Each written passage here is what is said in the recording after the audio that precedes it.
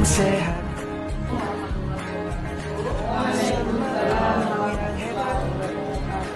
Penuh cinta dan bersahabat, mendidik dengan tulus, gunakan 7 jurus, kenali potensi, kelola emosi, tumbuhkan resiliensi,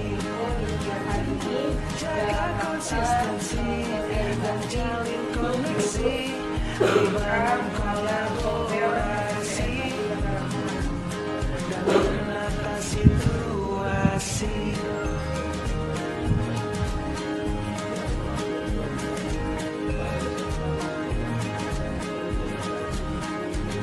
Sekolah aman dan nyaman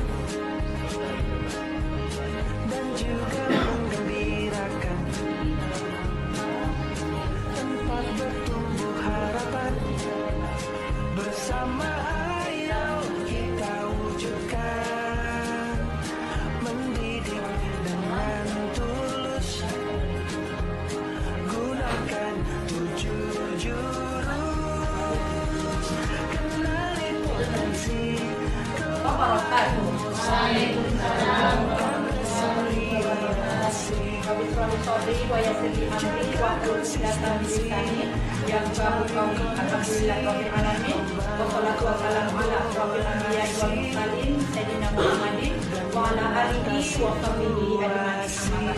yang sama-sama kita hormati Ibu Kepala SMP Negeri 1 Bandar Mana, yang saya hormati Bapak Ibu Majlis Guru serta Bapak Ibu Karyawan Tata Usaha SMP Negeri 1 Bandar Mana.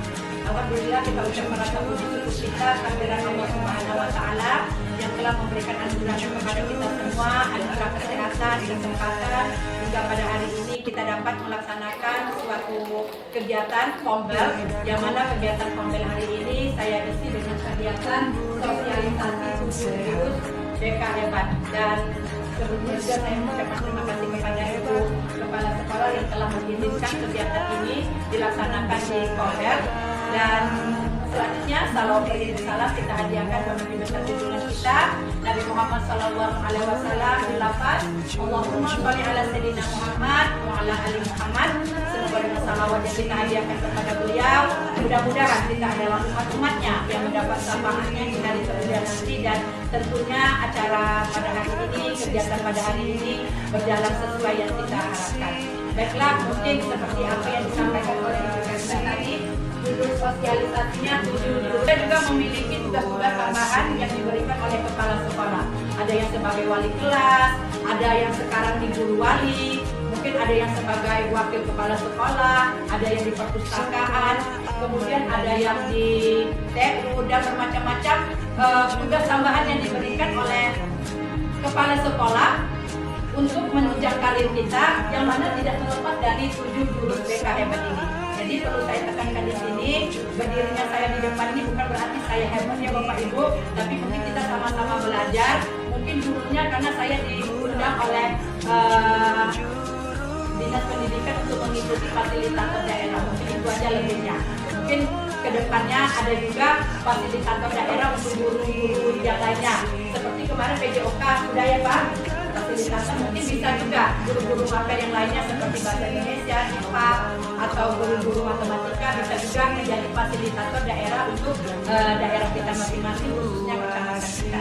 Baiklah, untuk tidak memperpanjangkan waktu, mari kita mulai tujuh sosialisasi 7 jurus guru BK Hebat ini. Tentu ada tujuan yang ingin diharapkan dari kegiatan ini. Adapun tujuan yang ingin diharapkan dari kegiatan ini adalah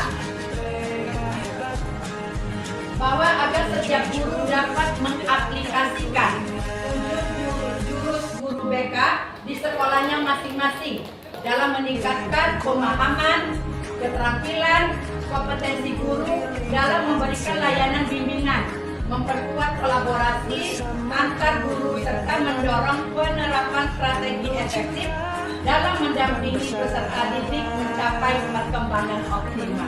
Jadi tujuan akhir kita itu Bapak Ibu tidak terlepas dari peserta didik.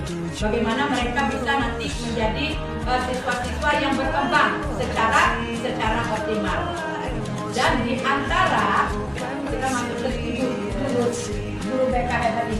Yang pertama, kenali potensi, kelola emosi. Yang kedua, tumbuhkan resiliensi. Yang ketiga, yang keempat, jaga konsistensi. Yang jalin koneksi, bangun kolaborasi, dan menata situasi. Itu 7 jurus BK yang insya Allah akan saya sampaikan secara singkat. Karena memang ini sudah saya rincikan secara garis besar Bapak Ibu, karena kemarin untuk belajar 7 jurus BK hebat ini kami belajar selama 4 hari, tapi ini perlu disampaikan dalam 1 hari. Jadi mudah-mudahan nanti Bapak Ibu bisa saling berkomunikasi atau saling berdiskusi kita, karena saya yakin Bapak Ibu sudah menjalankan 7 jurus BK hebat ini di sekolah kita masing-masing. Saya yakin itu. Dan nanti bisa saya sampaikan file secara menyeluruhnya, nanti akan saya kirimkan ke grup sekolah secara utuhnya. Baik, kita lanjutkan. Kenali potensi. Jurus BK yang pertama yaitu kenali potensi. Adapun tujuan kita mengenali potensi adalah untuk membantu murid mengeksplorasi potensi, minat, dan bakat melalui teknik asesmen pendidikan. Nah, kalau berbicara kenali potensi, khususnya awal tahun baru, awal tahun ajaran baru ya, biasanya kita sudah melaksanakan ini. Ya, melaksanakan ini yaitu melalui diagnostik asesmen, ya, yang mana di situ melalui aplikasi Akun Pintar. Awal tahun baru, tahun ajaran baru maksud saya, kita sudah melaksanakan lebih kurang selama 3 tahun. Yang mana melalui Akun Pintar kita sudah sampaikan ke anak-anak untuk melakukan atau mengerjakan aplikasi Akun Pintar tentang tes gaya belajar, kemudian tes kepribadian, dan tes kemampuan. Nah, untuk 7 jurus BK ini saya akan menyampaikan melalui alur AK. Apa itu alur AK? Ada aktivitas, kemudian ada refleksi, kemudian ada konsep, dan yang paling penting dari alur AK ini adalah bagaimana kita bisa mengaplikasi itu melakukan, ya, penerapannya tentunya di sekolah kita nanti.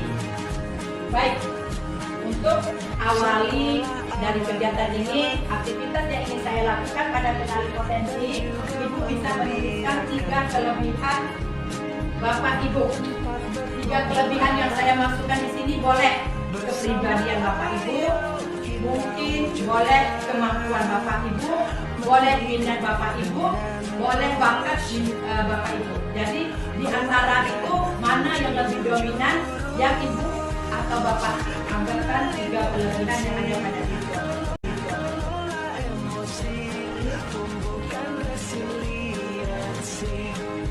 Jika saja 3 yang dominan. 3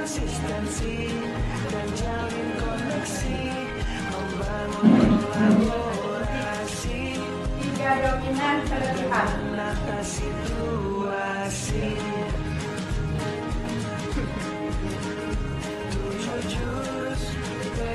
Oke, bisa Bapak Ibu? Tiga kelebihan yang dimiliki oleh Bapak Ibu. 3 kelebihan yang dimiliki oleh Bapak Ibu. Boleh kelebihannya itu kepribadian, boleh kelebihannya itu kemampuan, atau minat Bapak Ibu, atau bakat yang menonjol pada diri Bapak Ibu.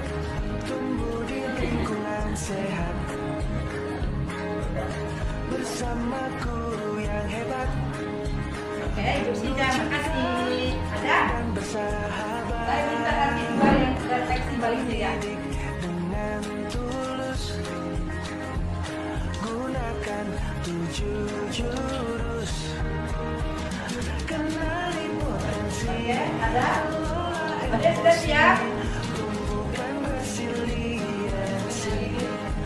Kenali diri kita. Pokoknya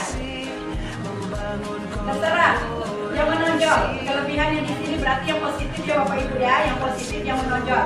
Baik itu kepribadiannya, baik itu kemampuan atau minat atau bakat.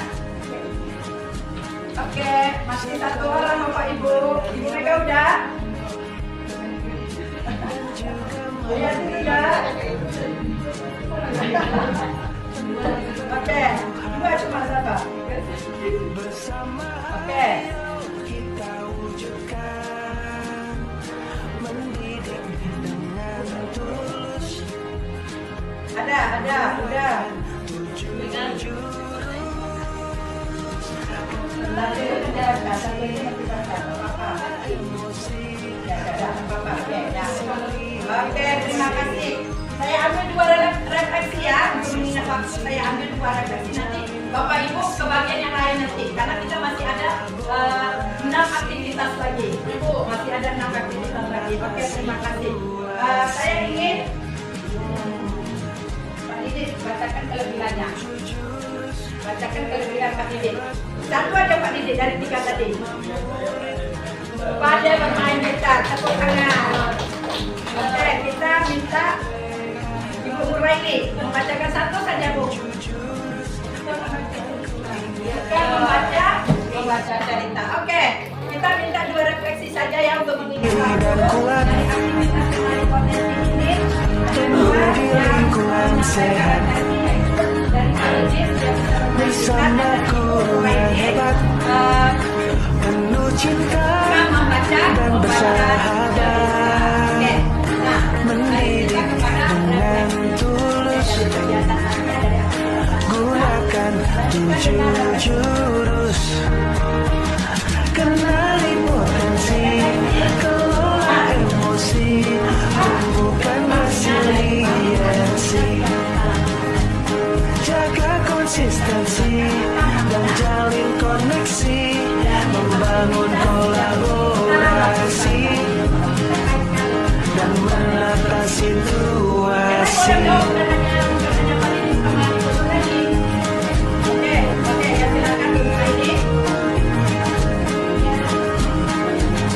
Sekolah aman dan nyaman, dan juga menggembirakan, tempat bertumbuh harapan. Bersama ayo kita wujudkan, mendidik dengan tulus. Gunakan 7 jurus, kenali potensi, kelola emosi, tumbuhkan resiliensi, jaga konsistensi dan jalin koneksi, membangun kolaborasi dan menata situasi. Potensi yang ada pada diri kita. Jadi tujuan kita mengenali potensi apa? Jurus Supaya bisa dibawa kemana?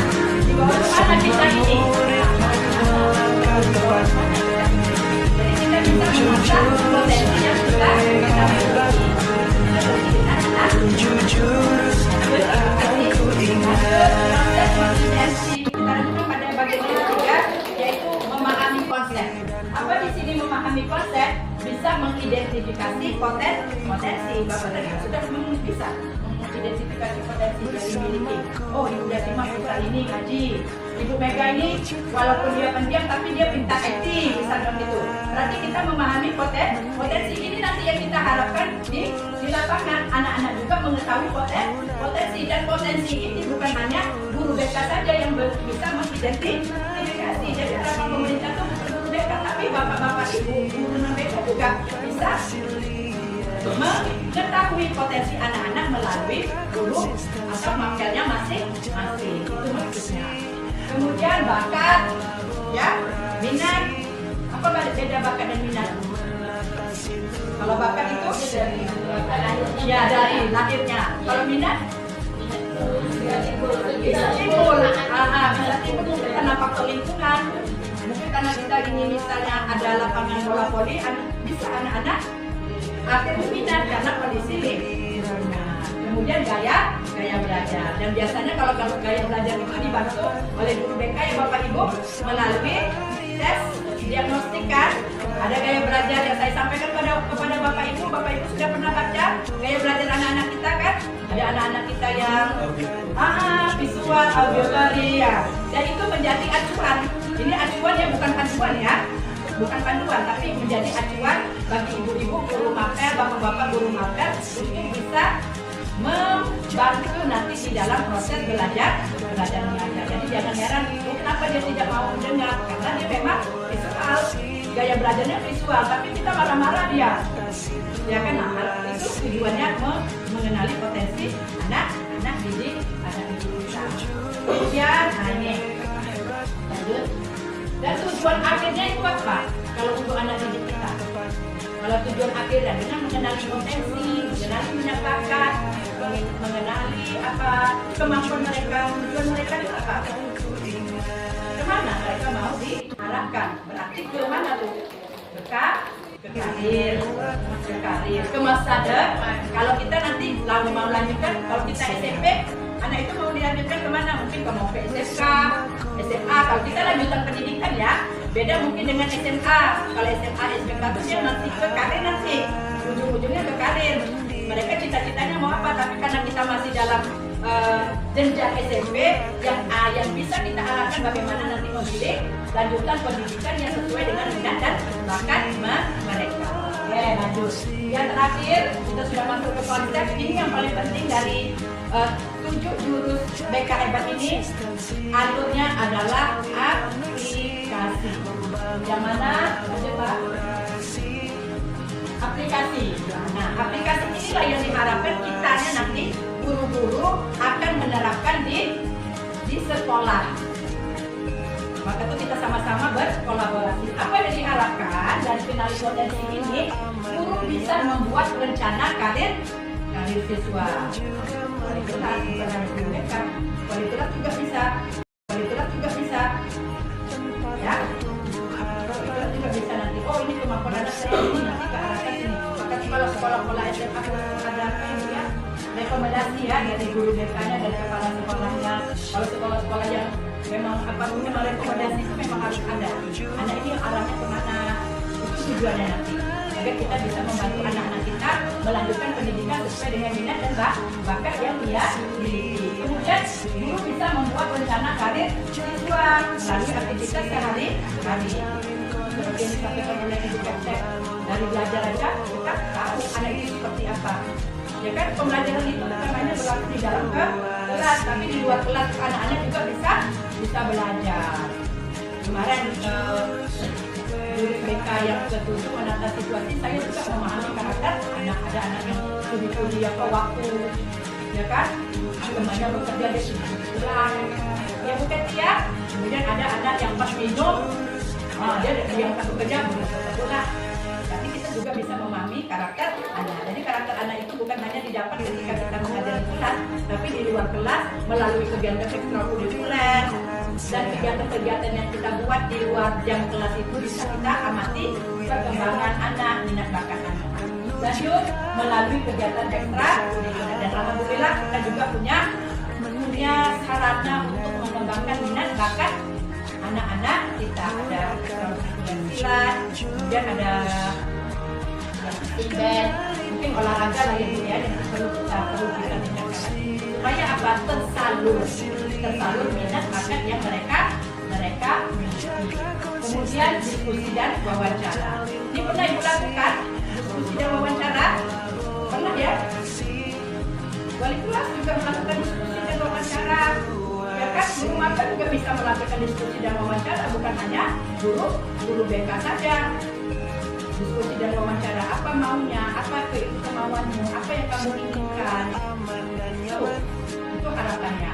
Jadi kenali potensi itu seperti yang disampaikan tadi bukan berlaku untuk guru BK, tapi guru-guru non BK juga bisa memakai guru BK agar tujuan akhir kita adalah bagaimana anak-anak guru kita berkembang secara optimal. Lanjut tes gaya belajar, kepribadian dan kemampuan. Kalau tes gaya belajar, kepribadian dan kemampuan ini mungkin sudah kita laksanakan setiap awal tahun ajaran baru, ya, melalui akun pintar. Ini dari 3 tahun kita lakukan, dan saya juga sudah sampaikan hasilnya kepada Bapak Ibu semuanya yang mengajar di setiap kelas supaya tahu, dan ini memudahkan Bapak Ibu dalam merancang FPP mungkin dalam pembelajaran Bapak Ibu. Baik, untuk kenali potensi ada yang mau bertanya? Ada yang mau bertanya? Alhamdulillah udah pas ya, dan saya yakin Bapak sudah juga melakukan ini di sekolah. Baik, tepuk tangan dulu untuk kenali potensi.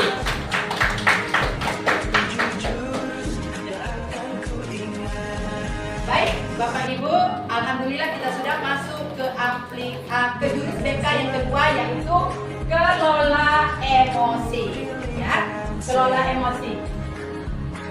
Adapun tujuan dari 7 jurus BK hebat, yang mana jurus BK yang kedua ini adalah kelola emosi.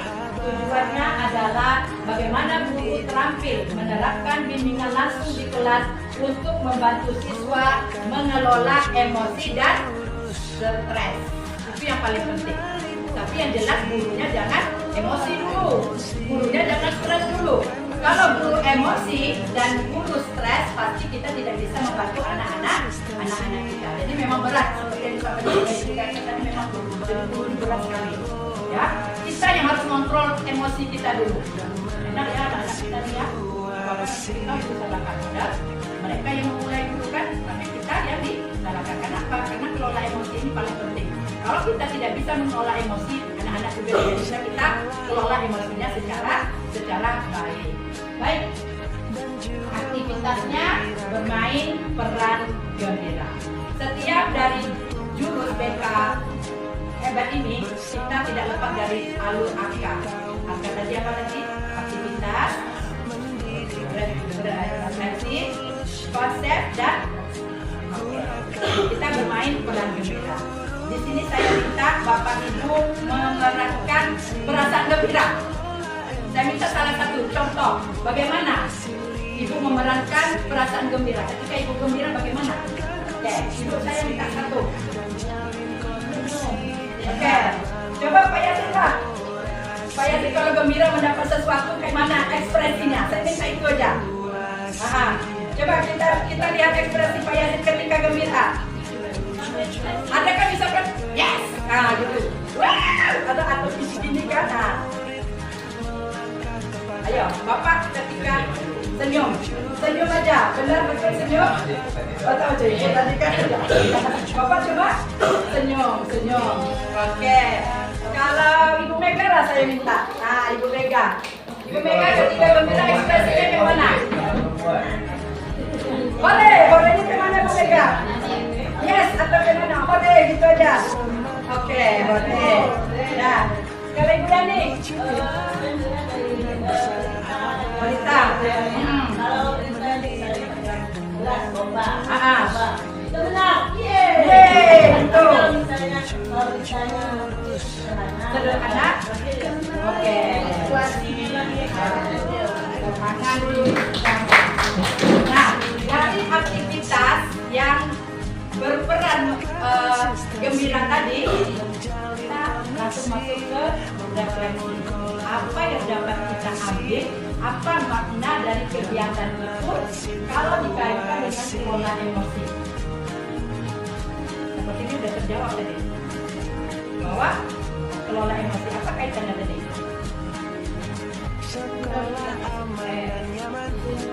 Sesuai dengan situasi. Nah, maka kita ini seperti pelangi ya. Ada kalanya kita marah, ya kan? Ada kalanya kita gembira, ada kalanya kita sedih. Jadi kelola emosi itu sebetulnya tergantung situasi. Sama juga kalau anak kita punya kasus yang kecil-kecil, emosi kita stabil aja, masih bisa senyum-senyum. Tapi kalau emosi ada tingkah laku anak-anak kita sudah kayaknya apa-apa, kita kan bisa senyum-senyum kan. Ini yang perlu kita ambil bahwa dalam mengelola emosi itu kita tergantung dengan situasi dan kondisi. Nah, kita lanjut pada konsep. Oke, kita lanjut pada konsep. Sepertinya saya lancar menjelaskan karena Bapak Ibu paham. Jadi aman rasanya ya kalau Bapak Ibu paham. Insya Allah kegiatan kita ini cepat selesainya. Mana dari konsep ini adalah kolaborasi guru dalam pengembangan komprehensif, kemudian pembelajaran emosional. Pernah Bapak sampaikan waktu makan yang perasaan dan emosi ini, apalagi sekarang pelajaran mendalam, ada kaitannya Bu, kalau dikaitkan dengan emosional di mananya tuh Bu? Mungkin bisa berbagi cerita di sini. Pembelajaran mendalam. Kalau guru mapel kan penekanannya kan pembelajaran mendalam. Kalau emosional itu dikaitkan kemana?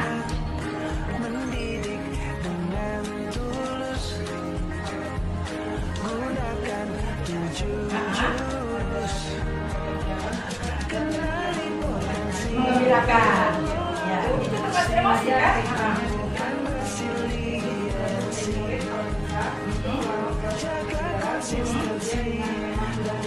Menggembirakan. Ya.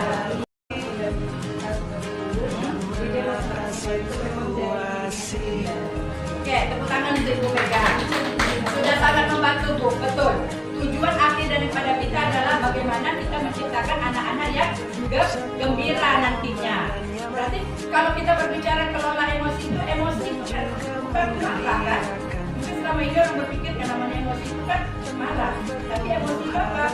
Emosi adalah rasa yang ada pada diri kita, dan diharapkan rasa yang ada pada siswa itu adalah rasa gembira ketika dalam melakukan proses pembelajaran. Jangan ada rasa-rasa yang lain. Dan kita juga sebagai guru tentu harus gembira juga lebih dahulu. Kalau kita gembira, insya Allah nanti kelas pun akan gembira. Itu tujuannya. Jadi dari banyak emosi-emosi yang ada, dari banyak rasa-rasa yang ada, diusahakan rasa gembira itulah yang harus menonjol pada diri kita. Supaya apa? Supaya nanti yang disampaikan Ibu Yanti tadi, walaupun anak buat pelaku itu rasanya agak kecil, tidak memang kita untuk emosi, karena kita sudah diisi dengan rasa dominan yang gembira pada diri kita. Terima kasih Ibu Mega atas penjelasannya kalau berkaitan dengan dari pembelajaran. Dan selanjutnya pada aplikasi dari kelola emosi inilah yang paling penting. Apalagi ya Ibu Nuraili, guru penggerak mungkin Ibu udah kenal bahasa ini ya Bu ya. Self awareness, kesadaran diri. Oke. Kemudian pengelolaan diri. Oke. Manajemen. Kemudian ada yang namanya kesadaran sosial awareness. Kemudian ada keterampilan hubungan, relationship. Ini ada bahasa hubungannya. Kemudian ada responsive decision making, pengambilan keputusan yang bertanggung jawab. Kemudian kompetensi decision making, mencari solusi terbaik. Inilah yang diharapkan dari aplikasi solusi yang terbaik. Inilah yang diharapkan kita nantinya untuk menerapkan di kelas, di lapangan nantinya. Guru-gurunya memiliki ini dulu, memiliki kesadaran diri, pengelolaan diri, kesadaran sosial, keterampilan hubungan, pengambilan keputusan yang bertanggung jawab, mencari solusi terbaik. Intinya Bu, dari kelola emosi ini, guru itu bukan sebagai pemotivasi, tapi bagaimana guru bisa menjadi guru yang inspirasi. Bagaimana kita yang memulai? Kita kan selalu menjadi guru yang motivasi kan? Semangat ya nak, semangat ya. Tapi kita tidak semangat, ya kan? Disiplin ya nak, disiplin tapi kita tidak disiplin. Inilah yang perlu kita kelola emosi. Bagaimana kita bisa menerapkan menjadi guru yang inspirasi, bukan hanya sebagai guru motivasi. Memberi motivasi itu memang juga semangat ya nak, tapi gurunya semangat kan gitu. Nah inilah yang perlu kita bersama-sama untuk saling bekerja sama. Paling tidak kita saling mengingatkan. Itu yang paling penting. Saling Oke, sudah sampai di sini. Ada yang mau bertanya? Udah pas ya? Udah pas ya? Oke, tepuk tangan dulu. Alhamdulillah, sudah masuk.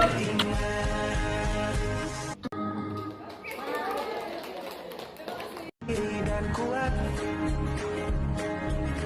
tumbuh di lingkungan sehat sama guru yang hebat. Baik Bapak Ibu yang saya hormati, jurus BK yang ketiga ya. BK hebat yang ketiga adalah tumbuhkan resiliensi. Harapan dari kegiatan tumbuhkan resiliensi ini, bagaimana guru bisa membantu siswa memberikan grow mindset. Pernah dengar kata grow mindset? Ibu Mega, saya ingat lagi waktu Ibu Mega menjelaskan tentang apa? Pembelajaran mendalam. Apa itu grow mindset? Pikiran yang bertumbuh, ya, pikiran yang bertumbuh, yang menumbuhkan resiliensi sehingga mudah berkembang optimal pada aspek pribadi, sosial, akademik, dan karir. Kalau berbicara tumbuhkan resiliensi itu sebetulnya apa? Menumbuhkan apa itu sebetulnya? Grow, kalau kita kaitkan dengan grow mindset tadi, bangkit kembali, semangat kita ya, bangkit. Ya, baik.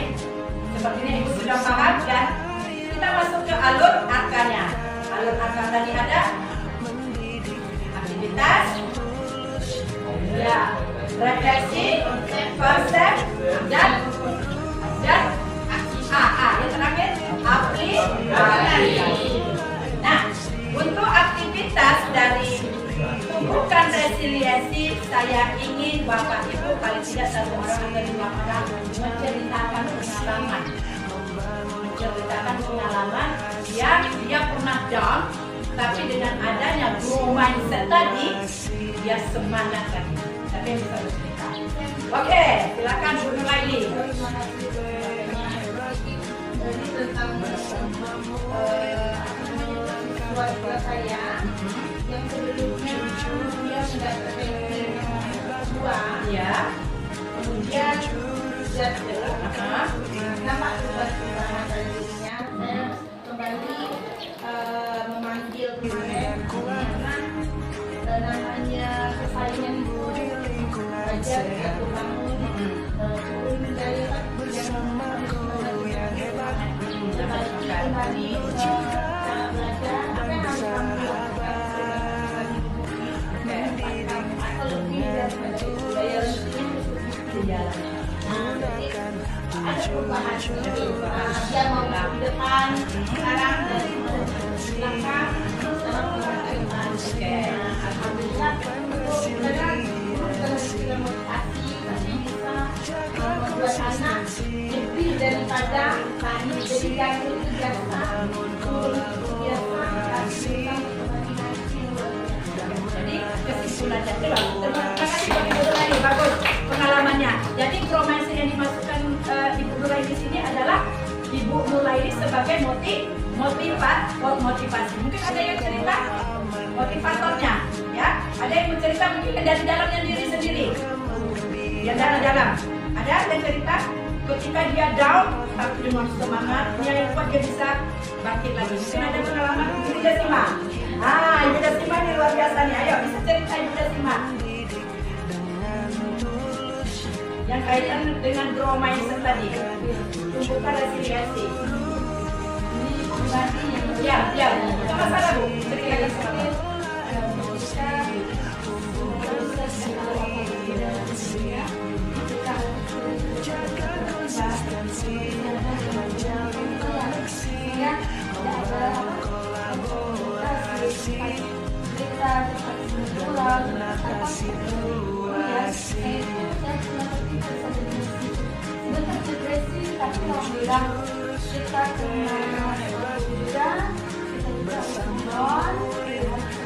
Kita betul, saya memang merasakan itu. Ya, saya merasa down sekali saya itu. Kemudian dengan bahasa dari seorang anak saya, bisa bilang ini, bilang, Dek, Mama, sangat sedih kalau saya bisa menangis. Apa kata dia menangis itu? Dia memang jantung saya langsung letak ya. Bisa lebih sedih lagi ketika bisa melihat Mama mata menangis. Itu yang buat saya doa sebenarnya masih saya berdoa agar waktu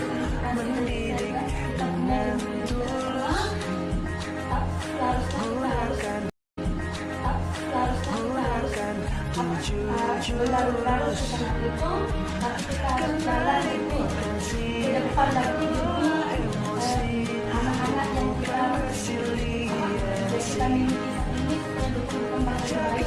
Saya tidak ditipu dengan kehidupan saya, memikirkan istri saya. Kenapa? Karena yang nomor satu di untuk masuk saya. Ibu Jasima, ini merupakan motivasi buat kita, ya, buat motivasi pengalaman Bapak Ibu itu memang luar biasa, yang menjadi inspirasi bagi teman-teman yang lainnya. Dan alhamdulillah teman-teman yang sekarang lulus P3K itu kan berjuang juga, berkat dari kesabaran, resiliensi mereka semakin kuat. Ya Bapak Ibu ya, karena apa? Karena rasa semangat. Ibu Jasima pernah cerita kemarin pernah mau mengundurkan diri, ya bahkan mau mengundurkan diri kemarin. Bahkan karena dengan adanya growth mindset, banyak pikiran-pikiran yang positif yang ada pada diri kita, dan alhamdulillah kita tetap bertahan, terlewati, dan sekarang sudah menunggu SK-nya lagi ya Bu Jasima ya, dan teman-teman lain. Semoga nanti tetap semangat dan itu tidak menjadi rasa down pada diri kita. Baik.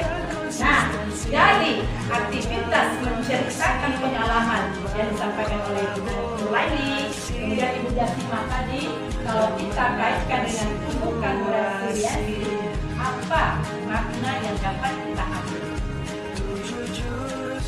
Mega, harus move on. Oke, harus move on. Kemudian apa lagi Bu Mega? Apa? Harus move on. Memikirkan solusi yang terbaik untuk diri kita, sendiri. Itu yang paling penting. Kalau guru sudah tidak memiliki ini, gara-gara kasus ini semua, aku malah tak mau masuk kelas itu lagi, ya. Nah, itu yang akan fatal akibatnya. Tak mau masuk kelas itu, sudah si anu tuh lagi dia ada dekat situ, aku tak mau kan itu, bukan wrong mindset kan? Bukan pikiran yang membangun seperti yang disampaikan Ibu Mega. Jadikan itu tantangan bagi kita, bagaimana kita bisa mencari solusi tadi. Anak-anak yang seperti itu bisa berubah, bisa move on, kata Ibu Jasima. Dan ini yang paling penting pada diri seorang guru, bukan resiliensi. Jadi apapun kasus-kasus yang terjadi di sekolah ini jangan membuat kita down, tapi justru itu menjadikan penyemangat bagi kita agar kita bisa membina anak-anak kita, yang mana tujuan akhir tadi adalah menjadikan anak peserta didik kita berkembang secara maksimal. Berat ya Bu ya. Video yang 26 awal kita yang harus tahu. Kan itu ibaratnya seperti itu kan. Tapi itu tuntutan seorang guru. Video yang buat pelaku itu yang disuruh tahu. Kan itu kan. Nah, kenapa yang tidak itu? Dan itulah tuntutan seorang guru pada tumbuhan resiliensi. Jadikan hambatan itu sebagai penyemangat kita untuk menjadi lebih baik. Lanjut. Setelah kita melakukan aktivitas, setelah kita melakukan refleksi, kita masuk kepada konsep, yaitu pola berpikir bertumbuh ya. Coba tambah di sini ya. Nah, bertumbuh tadi ya, bertumbuh. Nah, kalau tambah apa yang nanti tambah nih kan? Nah, itu silakan. Nah, growth mindset. Yang mana dalam pola pikir bertumbuh ini yang perlu kita masukkan dalam pikiran kita adalah konsepnya, yaitu keterampilan membantu anak dalam mengatasi kesulitan. Anak kita yang bermasalah kita bantu. Bukan anak yang bermasalah itu kan jadi down buat kita. Seperti itu mereka dulu. Macam-macam pendidikannya anak kelas apa? Kelas berapa kemarin? 7 saya tetap jadi wali kelasnya. Nah itu kan suatu growth mindset. Suatu growth mindset yang harus dimiliki oleh guru. Bukan ada saya tak mau lah jadi kelas wali kelas 7 saya. Tapi mereka kelas growth mindset itu dan maka saya tetap menjadi wali kelas walaupun anaknya banyak masalah, walaupun anaknya luar biasa. Suatu hal yang positif yang perlu ada dari seorang. Bukan kita minta alih. Adalah saya di kelas itu lagi. Tapi kita tetap bertahan bagaimana dia bisa berkembang secara optimal. Kemudian apa lagi? Membantu bangkit dari kegagalan. Anak-anak kita seperti pengalaman dari Ibu Nuraini tadi. Anaknya udah down, dia kemarin dapat ranking, habis itu dapat ranking lagi. Tapi bagaimana? Sekarang dia sudah mau berubah ya Bu Nuraini.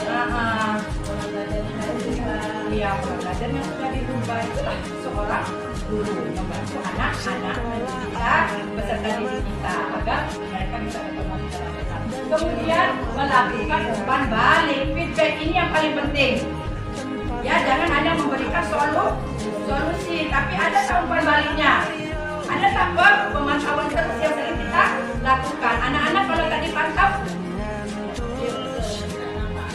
tak mau nanti kalau kita aja berubah, kita suruh buat PR, tapi PR-nya kan kita bisa, ya kan? Kita bisa. Jadi ada feedback-nya. Nah, buat PR-nya, kenapa mereka malas? Buat PR bisa. Dari suatu alasan anak-anak kita kan, gara-gara kita tak pernah periksa PR-nya, malas pada awal-awalnya mereka kan, kita akan mengapresiasi ya. Tidak contohnya ada jam kosong, dia sibuk memeriksa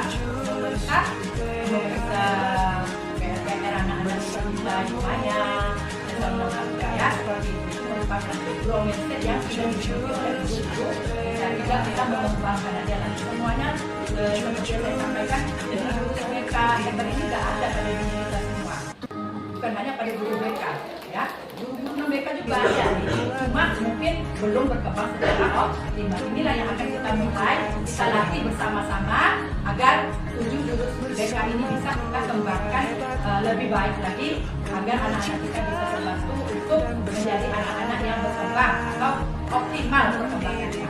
Baik, kita lanjutkan. Nah, ini yang paling penting nih.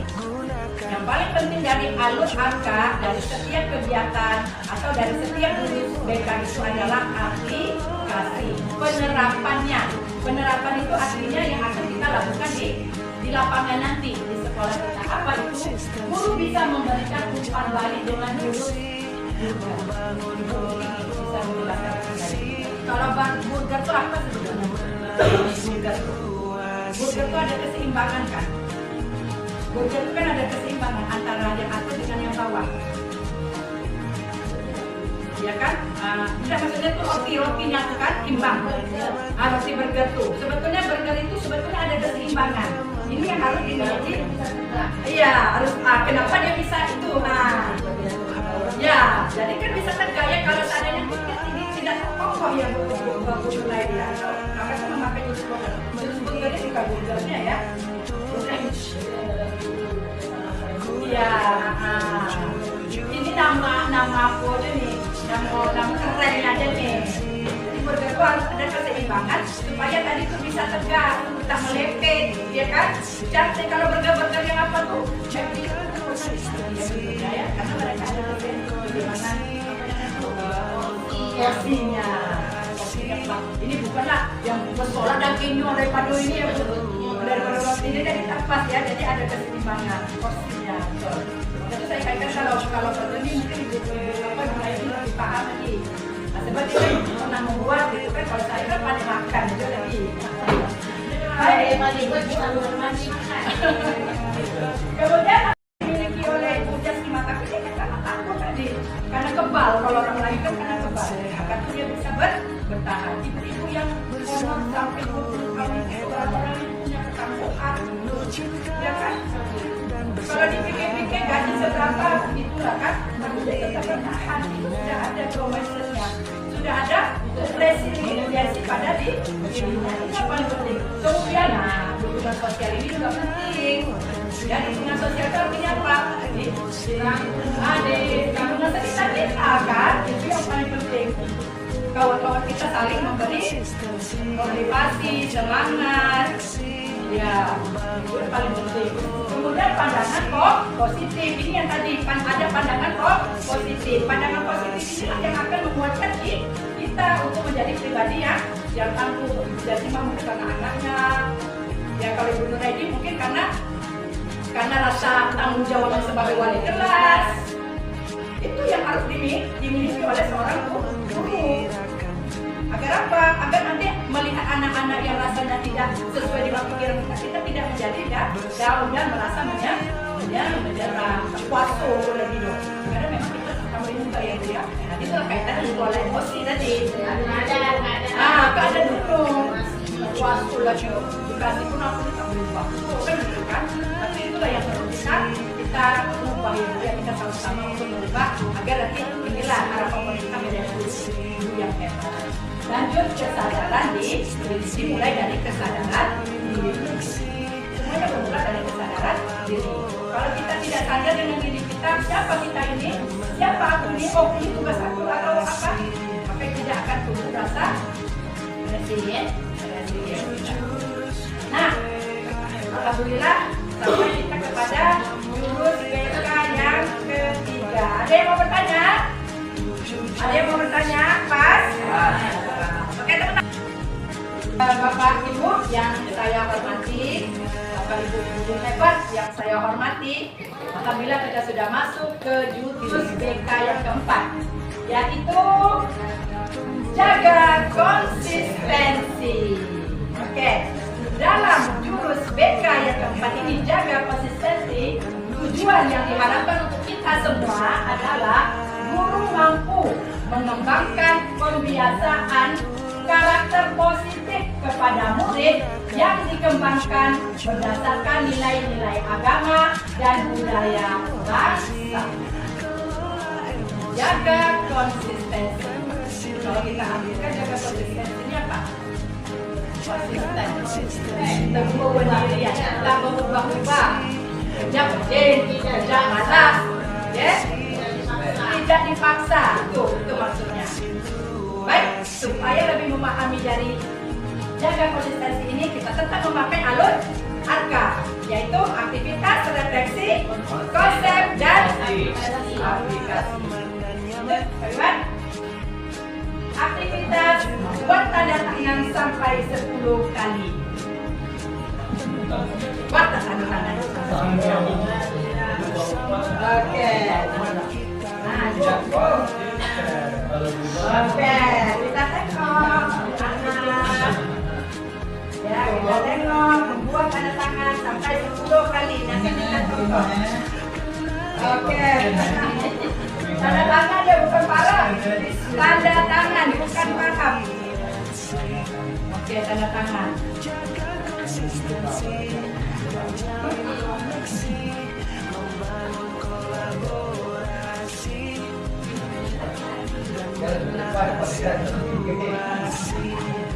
Betul. Ada yang mengganggu. Oke, tadi tidak selesai, kalian tidak selesai. Oke, yang lain sudah?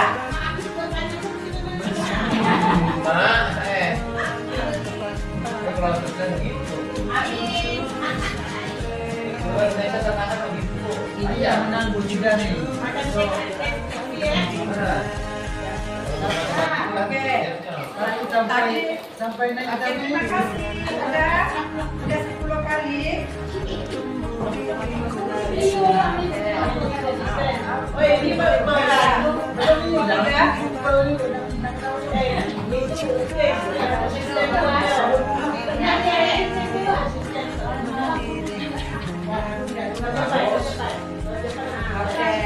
Ibu Sida, saya minta Ibu Sida.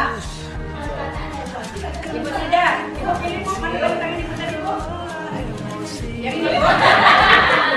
Confidence. Ibu bilang, Ibu harus kita confidence. kawan. Oke, Ibu katakan.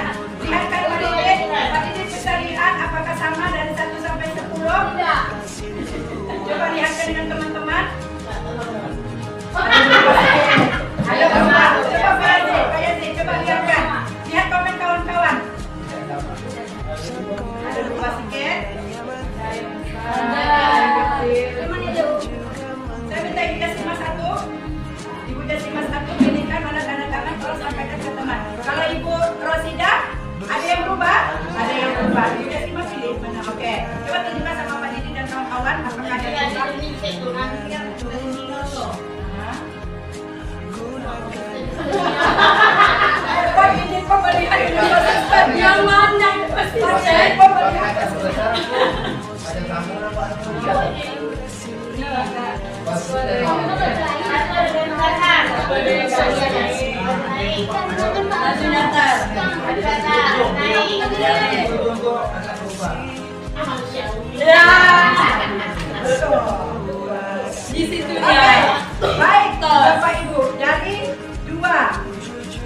tanda tangan yang kita ambil sampel ya. Nah, nanti kalau seandainya semua yang saya ambil sampel nanti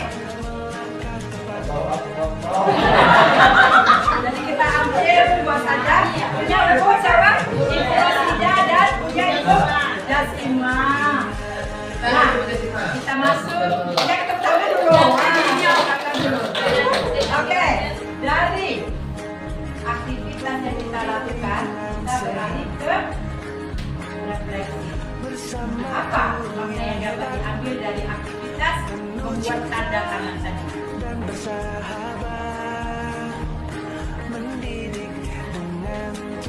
Oke, Pak Yasin. Apa makna yang dapat kita ambil dari kegiatan tadi kalau kita kaitkan dengan apa tadi? Jaga konsistensi. Apa kaitannya? Sulit. Bahwa konsisten itu sulit dilakukan. Ada pendapat lain? Ada lagi yang mau menambahkan? Ya, berubah-ubah, betul. Berarti sulit untuk dilaksanakan. Oke, ada lagi pendapat lain? Itu ya. Perlu latihan kan? Ya, perlu latihan agar kita bisa menjadi orang yang pribadi. Karena belum terbiasa aja tuh kan. Kalau terbiasa mungkin Oke, tepuk tangan dulu untuk kita semua. Baik, Bapak Ibu, kita sudah melakukan aktivitas, kita sudah melakukan refleksi. Kita lanjutkan dengan konsep dari menjaga konsistensi. Yang mana konsepnya adalah adanya kesadaran dan paksaan. Kesadaran melawan paksaan. Kemudian adanya disiplin positif dan disiplin biasa. Ini sudah disampaikan kemarin dalam, ya kan? Disiplin positif, disiplin biasa. Oke. Kemudian adanya tombol ajaib, kesadaran internal, kesadaran diri yang tiba-tiba. Selanjutnya guru sebagai inspirasi tadi kan? Ya, bukan sebagai motivasi saja. Kemudian ada lingkaran habit, yang mana di dalam lingkaran habit ini adanya 3 komponen yang paling penting. Adanya pemicu, isyarat, kemudian adanya rutinitas perilaku itu sendiri, dan adanya imbalan atau kepuasan atau penghargaan. Nah, sekarang kita ambil dari konsep ini, bagaimana kita bisa menumbuhkan pribadi yang konsisten. Siapa yang bisa berpendapat? Salah satu bagaimana kita bisa, karena tadi sudah dikatakan oleh Pak Didi bahwa konsisten itu sulit. Tidak ada tanda-tanda kita sendiri bisa berubah. Baru 10 kan? Kalau kita banyak barang itu bisa berubah. Kenapa itu bisa terjadi? Karena belum terbiasa. Kemudian ada keterpaksaan, mungkin bisa jadi. Ya, keterpaksaan tadi bisa jadi membuat kita berubah. Agaknya itu sebesar rajin. Kan ada anak yang pernah dia mau sholat, padahal dia udah berangkat sholat, tapi sholat ada di sholat. Emang kalau dia ada, iya, kesadaran hatinya kan, ada kesadaran dia. Jadi apa yang perlu kita pahami konsep dari menjaga konsistensi ini? Apa yang paling penting? Apa yang paling penting yang perlu kita konsepkan di sini agar kita bisa menjaga konsistensi itu? Kesadaran harus tumbuh dari kesadaran kita sendiri. Itu yang paling penting ya. Bukan paksaan. Karena itu memang tanggung jawab. Apa lagi yang paling penting supaya menjaga konsistensi? Selain kesadaran, tidak adanya paksaan, kemudian adanya penting. Ya, kalau ditargetkan, kalau kebiasaan targetnya sudah dipaksanakan. Kalau kebiasaan, lalu kita dipaksanakan dulu. Ada aturan, ada arahan. Jadi sebetulnya kalau anak datang dari hati dan paham dia bahwa kesadaran dari dirinya sendiri, mungkin karena tanggung jawabnya, rasa peduli, akan berubah ya. Walaupun dalam kondisi apa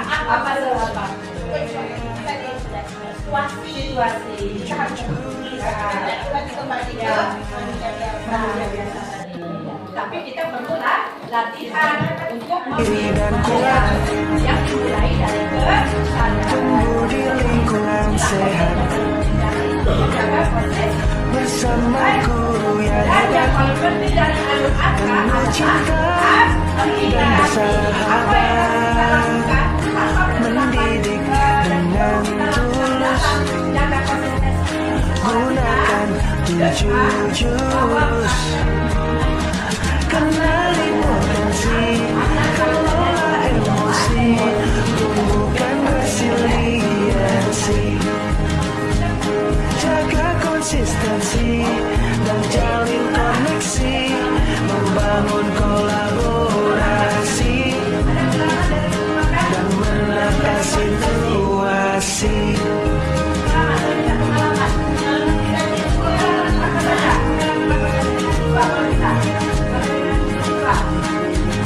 sekolah aman dan nyaman dan juga menggembirakan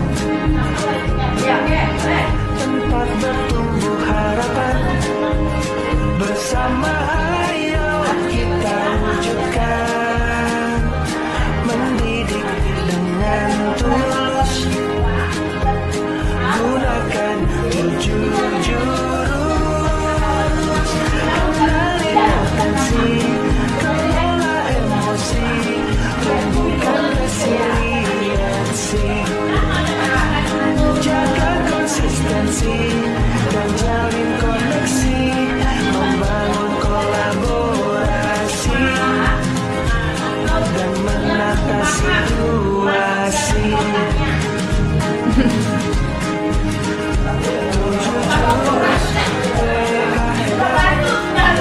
bersama murid melangkah tepat 7 jurus mereka hebat 7 jurus yang akan ku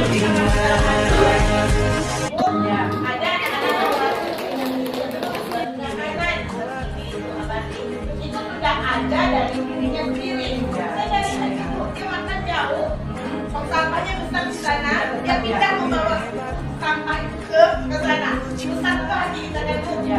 Dia akan pergi itu dengan pak tidak paksa dari pasangan. Sampahnya dibuang itu dari kita turun di situ nak. Kalau makan nanti itu masih diarahkan kan? Kalau makan dibuang walaupun dia belum buang masih makan. Nah itu tidak ada sama sekali abadi dari lagi sudah memberikan pemahaman di sini bahwa yang paling penting bagaimana nanti kita bisa membimbing anak-anak kita untuk menjadi pribadi yang konsisten. Contohnya dari buang sampahnya kan, itu masalah satu saya untuk membuang sampah jadi masih belum konsistensi ya, belum konsisten. Kita contoh kecil aja. Ini yang akan kita usahakan nanti bagaimana nanti kita bisa membuat anak-anak kita ada sampahnya lah, mereka bisa membiasakan diri tanpa paksaan, tanpa ada pengumuman pakai map tanpa buang pada tempatnya ya kan itu kan selalu kita sampaikan anak-anak itulah yang perlu kita bekerja sama nanti Bapak Ibu untuk menumbuhkan rasa konsistensi ini pada anak-anak kita. Baik, selesai untuk jurus BK yang keempat. Alhamdulillah. Sekali lagi. Baik, alhamdulillah Bapak Ibu kita sudah masuk jurus BK hebat yang kelima, yaitu jalin koneksi. Nah, dalam jalin koneksi tujuan yang kita harapkan adalah bagaimana guru mampu menjalin koneksi dan melukiskan empati dalam upaya memberikan dukungan awal kepada peserta didik sesuai dengan kebutuhan psikososialnya. Itu yang kita harapkan dari jalin koneksi. Jadi jalin koneksi ini adalah nanti bersama siswa ya. Kalau kita alhamdulillah jalin koneksi kita sudah lancar nampaknya. Ibu aja sudah bertahan untuk kegiatan ini. Saya ucapkan terima kasih sudah membuktikan jalin koneksi di antara kita sudah terjalin. Tapi bagaimana ini bisa terjadi pada siswa? Lanjut kita mulai dengan aktivitas alur arkanya, yaitu tebak peran kelompok. Ayo kita satu aja, Pak Didit. Satu aja, Bapak buat peran, nanti ditebak oleh orang. Apa perannya Bapak? Satu aja contoh. Sini, di sini. Nah, peran. Kalau Pak Didi satu aja, tadi kan biasa dua, kita satu aja untuk mengisi waktu. Pak, Bapak, tolong perhatikan Pak Didi. Apa yang diperankan oleh Pak Didi ini nanti ditebak oleh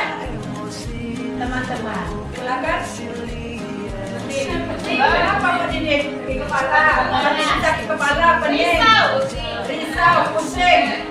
mancing. Mancing. Oke, udah. Sekarang berdasarkan tebak perannya yang mana benar Pak? Bapak sebetulnya apa?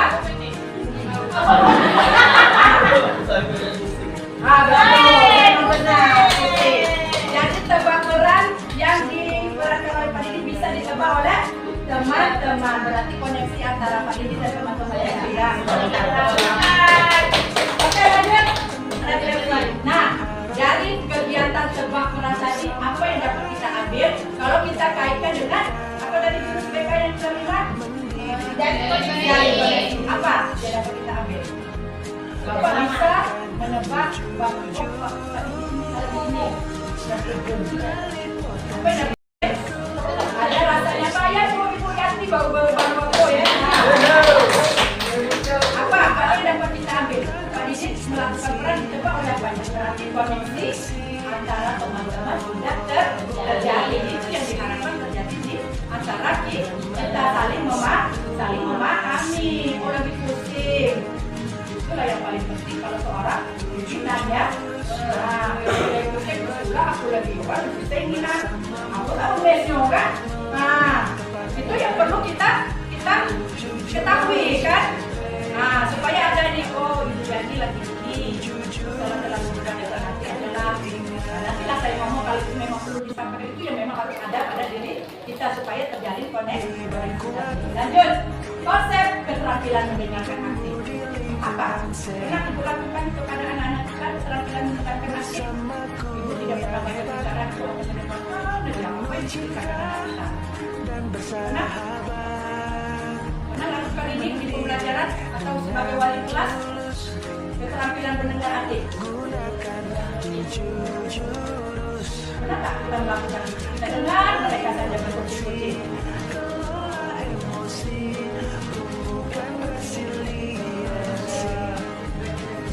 Selalu ada feedback, selama ini selalu ada feedback ya. Ya tidak hanya pendengar, inilah yang akan kita usahakan dulu. Kita selesaikan anak-anak kita berbicara, baru kita berbicara. Selesaikan dulu. Ya ini yang perlu kita ubah.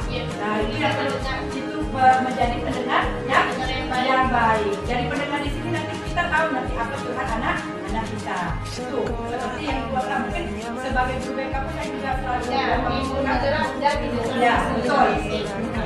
Dengar aktif, dengarkan anak dulu tanpa dia harus kata guru karena kita belum ke angkot. Nah itu yang perlu kita perbaiki ya Bapak Ibu ya melalui kegiatan ini. Kemudian koneksi sebelum koneksi. Sebelum dia ceritakan kita tidak tahu. Dari wajah Pak Didi aja nampak apanya tadi pusingnya kita udah tahu tidak. Pak Didi ini lagi apa gitu kan. Nah, maka tuh koneksi sebelum koneksi terhubung kita sudah tahu. Jadi memang harus ngerti oh masalahnya apa karena kan itu ya sebetulnya seperti itu. Dan ini tidak disiplinan tapi berhubungan dan sebagai guru dekat anak-anak kita. Oke lanjut Bapak Ibu ya. Kemudian prinsip disiplin positif dalam membangun hubungan emosional dan kepercayaan sebelum memberikan arahan. Kemudian model penyelesaian masalah maksudnya identifikasi masalah, analisis masalah, memecahkan solusi. Dalam mendengarkan aktif, poin ini yang paling penting. Identifikasi masalah, dalam dia bercerita kita tahu identifikasi. Ya, kemudian kita bisa menganalisis. Biar aja mereka bercerita dulu.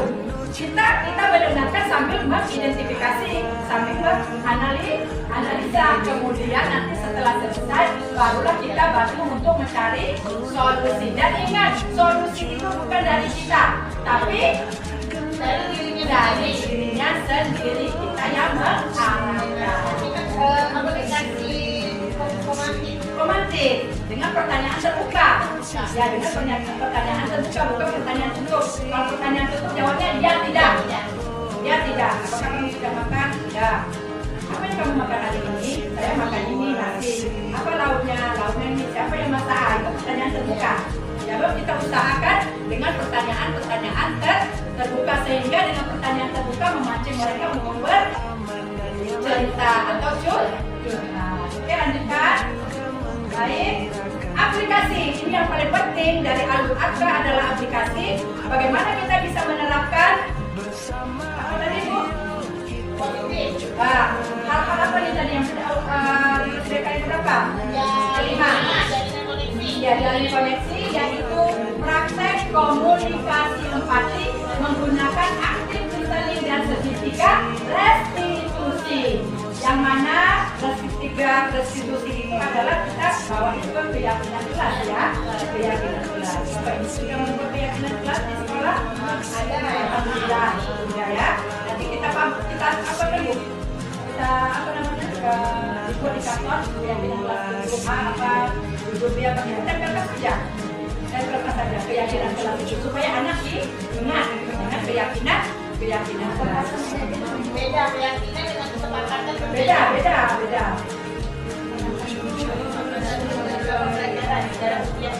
Boleh kalau keyakinan kelas itu mungkin bisa kelasnya. Boleh masuk. Kalau kesepakatan kelas itu kadang-kadang kan beda guru mapel. Ibu Mega dengan Ibu Mega apa? Ibu bisa beda. Nah, kalau keyakinan kelas itu keyakinan kelasnya bisa dipantau oleh wali kelas. Kesepakatan kelas itu biasanya terjadi pada guru mapel ketika kita pembelajaran. Bisa berubah, ya. Nanti kita buat Bapak Ibu supaya memudahkan kita nanti mengingatkan anak-anak kita supaya mereka nanti terbiasa. Oke, dan yang paling penting apa tadi? Jadilah pendengar yang aktif, ya atau aktif listening. Ada yang pertanyaan? Ada? Oke, baik. Terima kasih tepuk tangan. Baik Bapak Ibu, kita masuk jurus BK yang ke-6 yaitu bangun kolaborasi. Yang mana bangun kolaborasi ini tujuannya diharapkan adalah guru bisa menguasai kompetensi sebagai penghubung partisipasi serta antara keluarga, sekolah, masyarakat, dan media serta berbagai pihak dalam melaksanakan proses bimbingan karakter dan pengembangan potensi murid secara maksimal. Saya yakin Ibu sudah melaksanakan ini. Karena walaupun Ibu sebagai guru mapel, Ibu juga merangkap sebagai guru wali kelas, ya kan? Guru wali, yang mana kita selalu melakukan kolaborasi dengan kepala sekolah, kolaborasi dengan guru BK, dan bahkan sampai ke orang. Nah, kegiatan.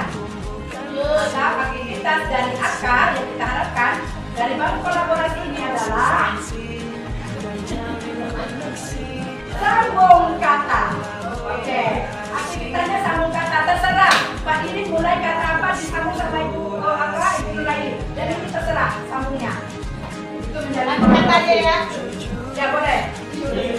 Ikan, masih, air, tawar, dimasak,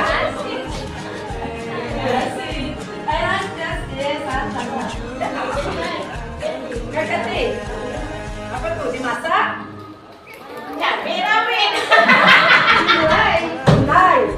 Gulai, ikan, pedas, lumayan sekali terakhir, pedas, berkeringat. Oke, tepuk tangan dulu. Oke, tepuk tangan. Nah, dari aktivitas kita tadi sambungkan air. Apa yang dapat kita ambil maknanya kalau kita kaitkan dengan bangun kolaborasi? Tadi kalau saya perhatikan nyambung tak? Kurang nyambung. Nah, dari kurang nyambung tadi, apa yang kita datang ambil makna dari permainan kita sambung kata kalau kita kaitkan dengan bangun kolaborasi? Harus menjadi hubungan. Apa lagi? Konsentrasi. Apa lagi? Dari yang paling penting dalam kolaborasi, kerjasama supaya tidak ada miskomunikasi. Itu yang paling penting. Nah, baik. Sudah dapat aktivitas, sudah ada refleksi, kita lanjutkan dengan konsep. Konsep dari kolaborasi yang paling penting adalah esensi, fungsi, tujuan, dan manfaat kolaborasi. Saya ingin Bapak Ibu menjelaskan apa dari manfaat dari kolaborasi. Kalau kita kaitkan di dunia pendidikan kolaborasi Bapak. Bu Mega bisa jelaskan? Coba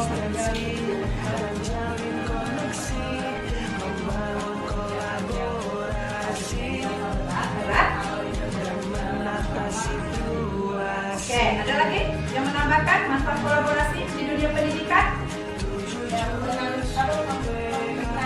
Jawabkan suatu hal yang Kolektif dan tujuan akhirnya adalah bagaimana kita bisa mengatasi masalah yang terjadi di sekolah kita. Itu yang paling penting. Kalau ada aman aja setelah kita mantap ibu ya.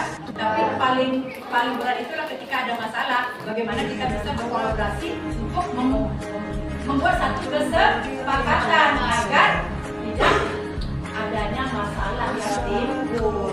Baik, Bapak, kita lanjutkan dengan identifikasi permasalahan siswa. Ini yang paling penting.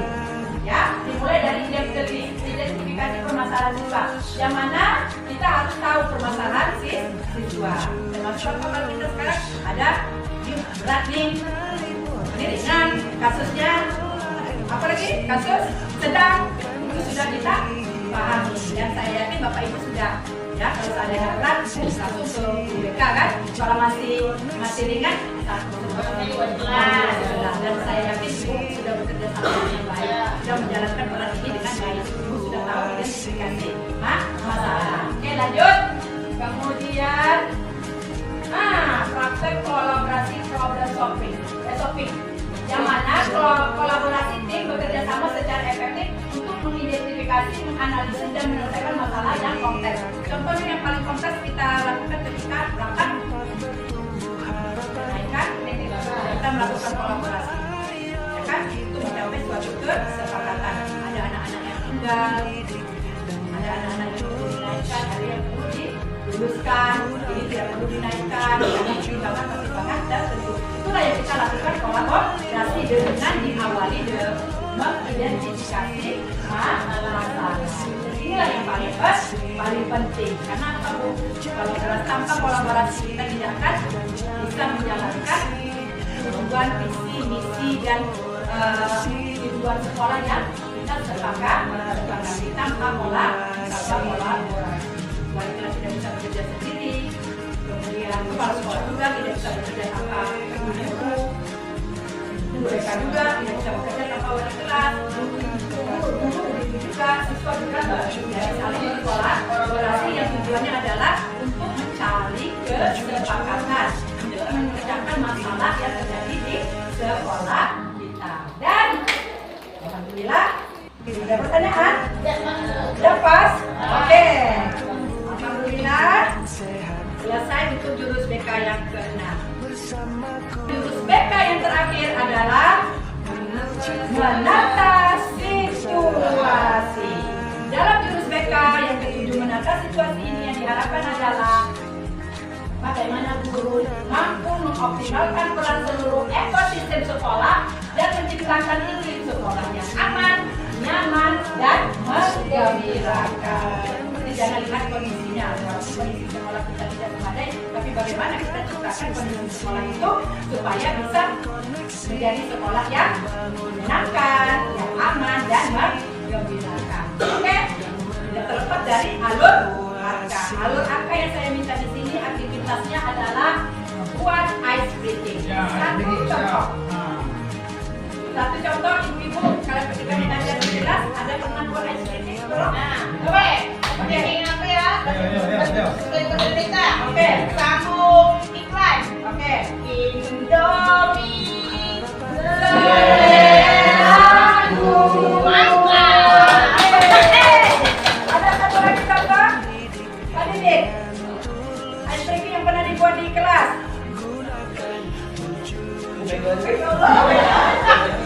Oke, siapa? Ibu Yani? Ya, siapa? Bapak ini. Ice breakingnya pakai sudah Bapak lakukan. Bentar. Ya, siapa? Kalau anak yang Halo. Oke. Oke, itu ice breakingnya. Coba Pak operator, Oke, ketika Pak operator bilang hello, kita jawabnya hai. Ketika Pak operator bilang hai, kita jawabnya hello. Oke, 1, 2, 3.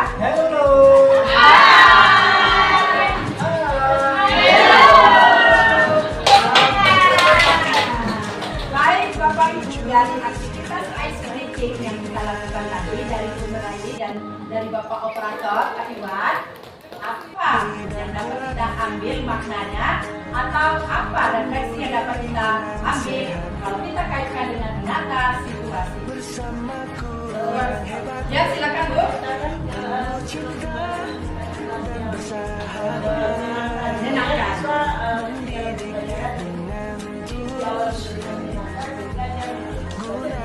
Menyenangkan, betul. Ada tambahan Bu Nuraini?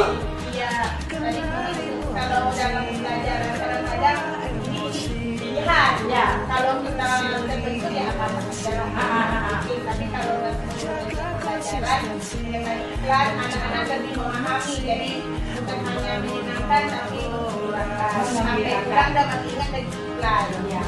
Ternyata iklan Indonesia Berarti situasi yang kita bentuk di situ adalah situasi yang menggembirakan. Pada anak-anaknya sudah semangat, kita kembalikan semangat mereka dengan ice breaking. Dan guru harus peka terhadap hal-hal yang seperti ini. Baik, setelah kita dapat aktivitas refleksi, kemudian konsep dari menata situasi adalah berpikir sistem atau sistem thinking. Lanjut, apa?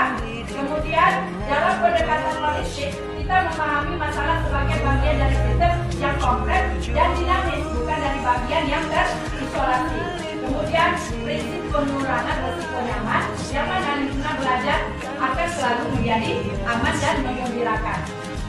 Dan kemudian adanya sistem check, yang mana di sistem check ini kita mengetahui identifikasi kebutuhan dan tujuan perubahan serta rancang rencana yang komprehensif. Nah, kemudian komunikasi secara transparan dan implementasi adalah menciptakan iklim sekolah yang aman, nyaman, dan menggembirakan. Dan untuk menata situasi ini juga merupakan program dari OJL saya sudah melaksanakan menata situasi di kelas Ibu Adinda dengan Taman Mini. Dari kondisi, kalau kita perhatikan kondisi sebelum kita memungkinkan untuk Taman Mini, tapi berkat 7 jurus yang masuk, dalam kita ada pola emosi, kemudian adanya membangun resiliensi, dan kondisi kolaborasi adalah tercipta, tangan kognitif kegiatan tak tertimbun, adalah tercipta, tangan kognitif kegiatan tak tertimbun ibu Ketia dengan lembah-lembah itu. Itulah kita perhatikan dalam menata situasi ini, kita jangan memperhatikan yang tidak baik pada kondisi sekolah kita. Itu juga walaupun mungkin kalau kita lihat fasilitas sarana tidak memungkinkan, mungkin kita melakukan pembelajaran yang bermacam-macam, tapi kita bisa memanfaatkan keadaan di lingkungan, ciptakan lingkungan agar proses pembelajaran bisa menjadi pembelajaran yang menyenangkan. Misalnya kalau ini bercerita, kalau Nuraini dengan memanfaatkan apa bisa pustaka atau sarana prasarana yang sudah tersedia, dan itu tidak menjadi penghambat karena kita sudah memiliki apa tadi Bu? Growth mindset tadi, tumbuhkan resiliensi. Oke Pak, terakhir terima kasih. Sebelum kita tutup ada lagu yang perlu saya sampaikan, mungkin dibantu sama Pak Didi. Kita murid mandiri dan kuat, tumbuh diriku sehat, bersama guru yang hebat, penuh cinta dan kesabaran, mendidik dengan tulus, menggunakan jurus, kenali potensi, kelola emosi, tumbuhkan resiliensi, jaga konsistensi dan tali koneksi, membangun kolaborasi dan menata situasi.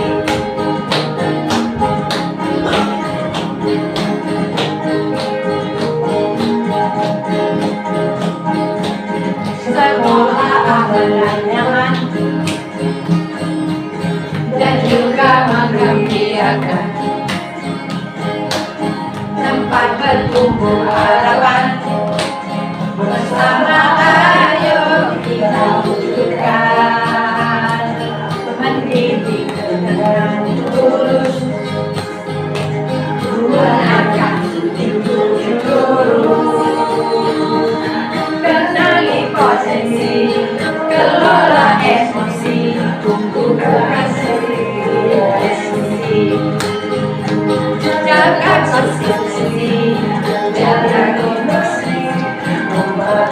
berorasi, memelangkan situasi.